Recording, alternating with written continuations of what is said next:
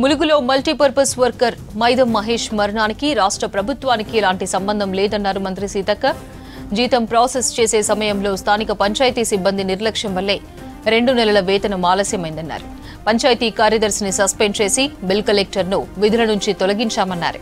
కింది స్థాయి సిబ్బంది వల్లే మహేష్ జీతం ఆలస్యమైందే తప్ప బడ్జెట్ లేక కాదని స్పష్టం చేశారు మంత్రి సీతక్క.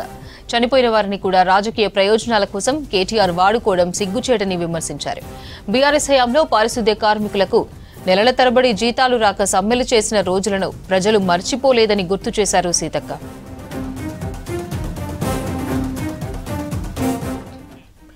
మంచినీళ్లు అనుకుని పొరపాటున పురుగుల మందు తాగానని మైదం మహేష్ స్వయంగా చెప్పిన రికార్డులు ఉన్నాయన్నారు సీతక్క.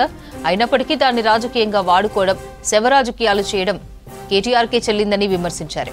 కేటీఆర్ మంత్రిగా ఉన్నప్పుడు తన సొంత నియోజకవర్గంలో సర్పంచ్లు, కార్మికులు ఆత్మహత్యలు చేసుకున్నప్పుడు పట్టించుకోలేదని, అధికారం పోగానే ఇప్పుడు కపట ప్రేమ చూపిస్తున్నారని విమర్శించారు సీతక్క.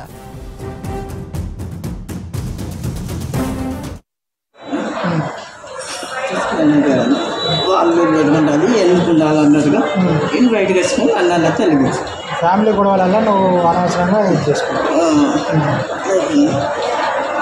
చీకట్లు ఏర్పాలి నీకేం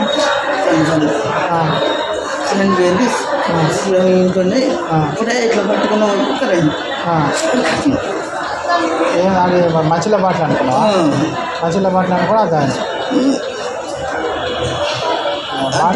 వాసన విరవలేదు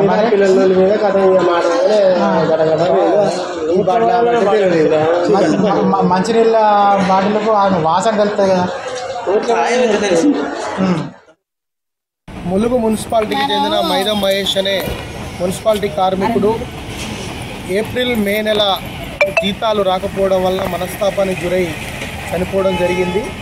ఇక్కడ పనిచేస్తున్నటువంటి మొత్తం అందరికీ వర్కర్లందరికీ ఏప్రిల్ మే నెల జీతం ఇచ్చారు.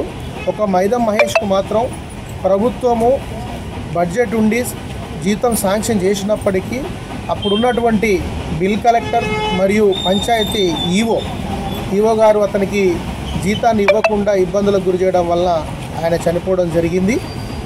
దాని మీద గ్రామ పంచాయతీ కార్మికులు ఆందోళన చేపట్టడం జరిగింది. దాని ఫలితంగా అప్పుడున్నటువంటి బిల్ కలెక్టర్ను రిమూవ్ చేశారు సర్వీస్ నుంచి. అలాగే పంచాయతీ ఈవోని సస్పెండ్ చేయడం